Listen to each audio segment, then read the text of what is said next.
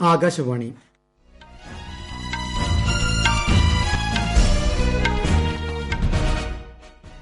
നമസ്കാരം.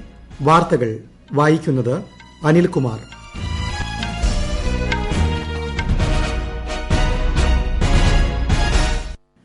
പ്രധാന വാർത്തകൾ. പ്രധാനമന്ത്രി നരേന്ദ്രമോദി നാളെ അസം, പശ്ചിമബംഗാൾ സംസ്ഥാനങ്ങൾ സന്ദർശിക്കും. വിവിധ പദ്ധതികൾക്ക് തുടക്കമിടും. ഇന്ത്യ ചൈന 10ാം വട്ട കമാൻഡർ തല ചർച്ച പൂർത്തിയായി. പാങ്കോങ് തടാകക്കരയിൽ നിന്നുള്ള സൈനിക പിന്മാറ്റത്തിന്റെ തുടർ നടപടികൾ ചർച്ചയായി. രാജ്യത്തെ കോവിഡ് കേസുകളുടെ 74% കേരളത്തിലും മഹാരാഷ്ട്രയിലുമെന്ന് കേന്ദ്ര ആരോഗ്യ മന്ത്രാലയം. RT-PCR ടെസ്റ്റുകൾ വർദ്ധിപ്പിക്കണമെന്ന് സംസ്ഥാനങ്ങൾക്ക് നിർദ്ദേശം. 26ാമത് ഹുണാർ ഹാത്ത് രാജ്യരക്ഷാമന്ത്രി രാജ്നാഥ് സിംഗ് ന്യൂഡൽഹിയിൽ ഉദ്ഘാടനം ചെയ്തു. പുതുച്ചേരി നിയമസഭയിൽ നാളെ വിശ്വാസ വോട്ടെടുപ്പ്. ISLൽ ഇന്ന് 2 മത്സരങ്ങൾ. ബംഗളൂരു ഗോവയുമായും കേരള ബ്ലാസ്റ്റേഴ്സ് ചെന്നൈയുമായും ഏറ്റുമുട്ടും. വാർത്തകൾ വിശദമായി. അസം, പശ്ചിമബംഗാൾ സംസ്ഥാനങ്ങൾ പ്രധാനമന്ത്രി നരേന്ദ്രമോദി നാളെ സന്ദർശിക്കും. അസമിലെ ധേമാജിയിൽ എണ്ണ, പ്രകൃതിവാതക മേഖലകളിലെ സുപ്രധാന പദ്ധതികൾ അദ്ദേഹം രാജ്യത്തിന് സമർപ്പിക്കും. പുതിയ എഞ്ചിനീയറിംഗ് കോളേജുകളുടെ ശിലാസ്ഥാപനവും ശ്രീ മോദി നിർവഹിക്കും. വൈകിട്ട് പശ്ചിമബംഗാളിലെ ഹുഗ്ലിയിൽ റെയിൽവേ പദ്ധതികൾക്കും പ്രധാനമന്ത്രി തുടക്കം കുറിക്കും. നോവാപാറയിൽ നിന്നും ദക്ഷിണേശ്വറിലേക്കുള്ള ഇരട്ടിപ്പിച്ച മെട്രോ റെയിൽ പാതയുടെ ഉദ്ഘാടനം അദ്ദേഹം നിർവഹിക്കും. BJP ദേശീയ ഭാരവാഹികളുടെ യോഗം ന്യൂഡൽഹിയിൽ തുടങ്ങി. പ്രധാനമന്ത്രി നരേന്ദ്രമോദി യോഗം ഉദ്ഘാടനം ചെയ്തു. പാർട്ടി ദേശീയ അധ്യക്ഷൻ JP നദ്ദയുടെ അധ്യക്ഷതയിലാണ് യോഗം. ദേശീയ ഭാരവാഹികൾക്ക് പുറമെ BJP സംസ്ഥാന പ്രസിഡന്റുമാർ, മറ്റ് പ്രമുഖർ എന്നിവർ യോഗത്തിൽ പങ്കെടുക്കുന്നുണ്ട്. യോഗത്തിന് മുന്നോടിയായി പാർട്ടി അധ്യക്ഷൻ JP നദ്ദയുടെ നേതൃത്വത്തിൽ ഇന്നലെ സംഘടനാ യോഗം ചേർന്നിരുന്നു. കൂടിക്കാഴ്ചയിൽ ഇന്നത്തെ യോഗത്തിന്റെ അജണ്ടയും ചർച്ചയായി. പുതിയ കാർഷിക നിയമത്തിനെതിരായ കർഷകരുടെ പ്രതിഷേധവും അസം, പശ്ചിമബംഗാൾ ഉൾപ്പെടെയുള്ള സംസ്ഥാനങ്ങളിൽ നടക്കാനിരിക്കുന്ന നിയമസഭാ തെരഞ്ഞെടുപ്പും യോഗത്തിലെ പ്രധാന വിഷയങ്ങളാണ്. കിഴക്കൻ ലഡാക്കിൽ ഇന്ത്യ ചൈന കമാൻഡർ തല ചർച്ച പൂർത്തിയായി. മോൾഡോ BPOയിൽ ഇന്നലെ രാവിലെ ആരംഭിച്ച ചർച്ച മണിക്കൂറുകൾ നീണ്ടു. ഇന്ത്യയെ പ്രതിനിധീകരിച്ച് ലഫ്റ്റനന്റ് ജനറൽ PGK മേനോനും ചൈനയെ പ്രതിനിധീകരിച്ച് മേജർ ജനറൽ ലിയു ലിനുമാണ് ചർച്ചയിൽ പങ്കെടുത്തത്. പാങ്കോങ് തടാകക്കരയിൽ നിന്നുള്ള ചൈനീസ് സേനാ പിന്മാറ്റത്തിന്റെ തുടർ നടപടികളായിരുന്നു ചർച്ചയിലെ പ്രധാന അജണ്ട. ഗോഗ്ര പോസ്റ്റ്, ഡെപ്സാൻ തുടങ്ങിയ പ്രശ്നബാധിത മേഖലകളിൽ നിന്നും പിന്മാറുന്നത് സംബന്ധിച്ചും ചർച്ച നടന്നു. 2020 ഏപ്രിലിൽ ഉണ്ടായിരുന്ന സൈനിക വിന്യാസത്തിലേക്ക് ഇരു രാജ്യങ്ങളും തിരികെ പോകാൻ നേരത്തെ നടന്ന സൈനികതല ചർച്ചയിൽ തീരുമാനമായിരുന്നു. ഇതുകൂടാതെ പ്രദേശത്തെ ഗോത്ര വിഭാഗങ്ങൾക്ക് പുൽമേടുകൾ അടക്കമുള്ള പ്രദേശങ്ങളിൽ പ്രവേശിക്കാൻ അനുമതി നൽകണമെന്നും ഇന്ത്യ ആവശ്യപ്പെട്ടിട്ടുണ്ട്. രാജ്യത്ത് കോവിഡ് വാക്സിൻ സ്വീകരിച്ചവരുടെ എണ്ണം 1,10,80,500 കവിഞ്ഞതായി കേന്ദ്ര ആരോഗ്യ മന്ത്രാലയം. കഴിഞ്ഞ 24 മണിക്കൂറിൽ 4,32,000 പേർക്ക് കൂടി വാക്സിൻ നൽകി. അതിനിടെ രാജ്യത്തെ കോവിഡ് രോഗമുക്തി നിരക്ക് 97.25%-ലെത്തി. കഴിഞ്ഞ 24 മണിക്കൂറിൽ 11,667 പേർ രോഗമുക്തരായി. ഇന്നലെ 16,264 പുതിയ കേസുകളും 90 മരണവും രാജ്യത്ത് റിപ്പോർട്ട് ചെയ്തു. നിലവിൽ 1,40,45,000 പേരാണ് ചികിത്സയിലുള്ളത്. ഇതുവരെ രാജ്യത്താകമാനം 21,09,00,000 കോവിഡ് പരിശോധനകൾ നടത്തിയതായി ICMR അറിയിച്ചു. രാജ്യത്തെ കോവിഡ് കേസുകളുടെ 74% കേരളത്തിലും മഹാരാഷ്ട്രയിലുമെന്ന് കേന്ദ്ര ആരോഗ്യ മന്ത്രാലയം. ഛത്തീസ്ഗഡ്, മധ്യപ്രദേശ് എന്നീ സംസ്ഥാനങ്ങളിലും ദിവസേനയുള്ള രോഗബാധിതരുടെ എണ്ണം വർദ്ധിക്കുകയാണ്. പഞ്ചാബ്, ജമ്മുകാശ്മീർ സംസ്ഥാനങ്ങളിലും രോഗികളുടെ എണ്ണത്തിൽ വർധനയുണ്ട്. ഈ പശ്ചാത്തലത്തിൽ RT-PCR ടെസ്റ്റുകളുടെ എണ്ണം വർദ്ധിപ്പിക്കണമെന്ന് കേന്ദ്രം സംസ്ഥാനങ്ങളോട് ആവശ്യപ്പെട്ടു. എല്ലാ നെഗറ്റീവ് റാപ്പിഡ് ടെസ്റ്റ് ഫലങ്ങളും RT-PCR ടെസ്റ്റിനും വിധേയമാക്കണമെന്നും മന്ത്രാലയം നിർദ്ദേശിച്ചിട്ടുണ്ട്. കോവിഡ് മഹാമാരിയെ കേരളം ശാസ്ത്രീയമായി പ്രതിരോധിക്കുന്നതായി ആരോഗ്യമന്ത്രി KK ശൈലജ. നിയന്ത്രണങ്ങൾ ലഘൂകരിച്ചപ്പോഴും കേരളത്തിലെ കോവിഡ് മരണനിരക്ക് കുറയ്ക്കാനായത് സമഗ്രമായ പ്രവർത്തന ഫലമായാണ്. ജനസാന്ദ്രത കൂടുതലായതിനാലാണ് കേസുകളുടെ എണ്ണം വർദ്ധിക്കുന്നത്. കേരളത്തിലാണ് ഏറ്റവും കൂടുതൽ കോവിഡ് കേസുകളെന്ന് പറയുന്നത് ശാസ്ത്രീയമായി ശരിയല്ലെന്നും ശ്രീമതി KK ശൈലജ മാധ്യമങ്ങളോട് പറഞ്ഞു.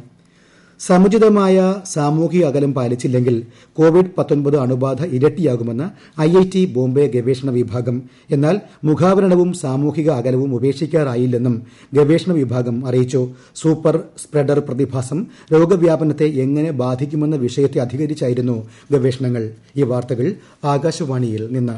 കൊറോണ ആശങ്കയല്ല, ജാഗ്രതയാണ് വേണ്ടത്. കേന്ദ്ര ആരോഗ്യ മന്ത്രാലയം പുറപ്പെടുവിക്കുന്ന നിർദ്ദേശങ്ങൾ.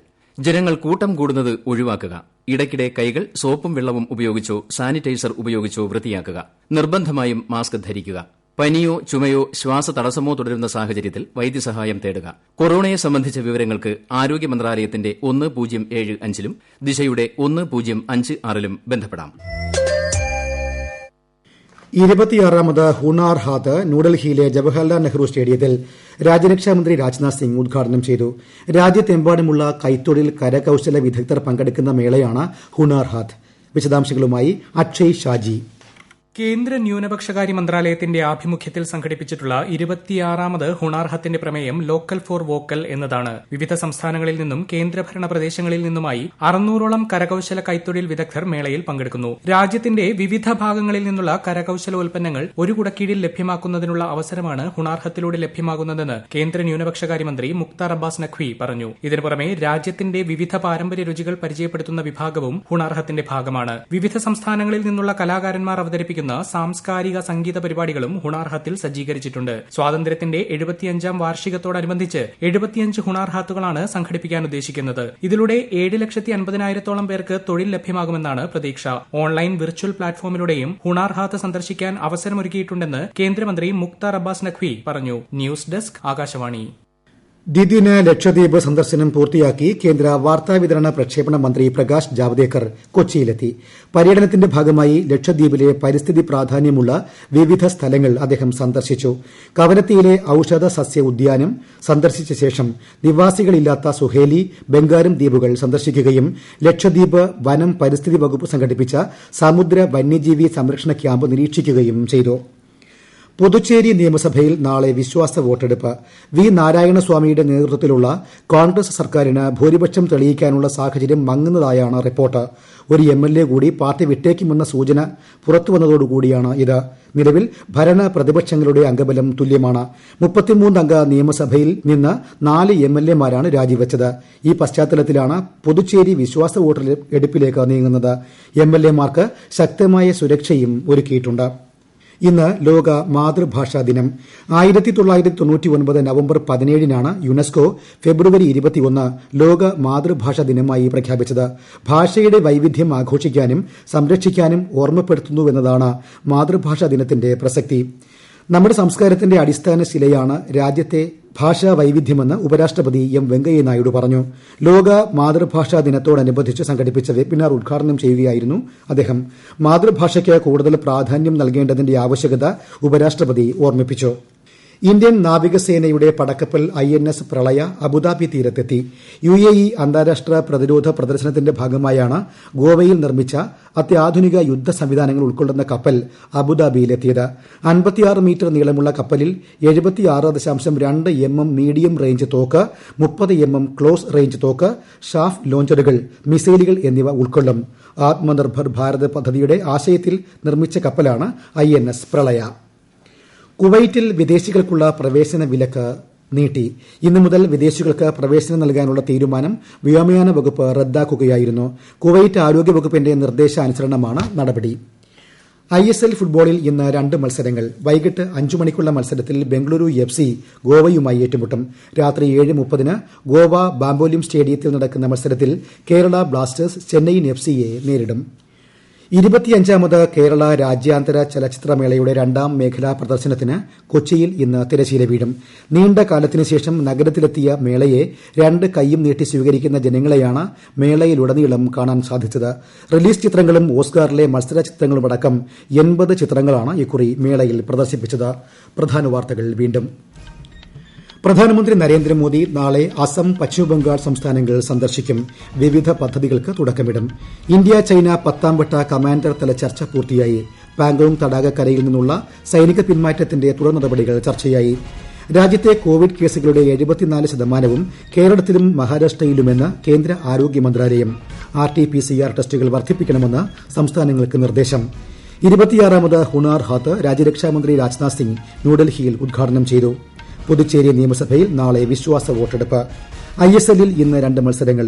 ബംഗളൂരു ഗോവയുമായും കേരള ബ്ലാസ്റ്റേഴ്സ് ചെന്നൈയിനുമായും ഏറ്റുമുട്ടും. വാർത്തകൾ കഴിഞ്ഞു. ആകാശവാണി വാർത്തകളും വാർത്താധിഷ്ഠിത പരിപാടികളും all India radio news Thiruvananthapuram എന്ന യൂട്യൂബ് ചാനലിൽ ലഭ്യമാണ്. കൂടുതൽ വാർത്തകൾക്കായി @all India radio news Thiruvananthapuram എന്ന ഫേസ്ബുക്ക് പേജും @ARnews_TVM എന്ന ട്വിറ്റർ ഹാൻഡിലും സന്ദർശിക്കാം. അടുത്ത വാർത്താ പ്രക്ഷേപണം വൈകുന്നേരം 6:30.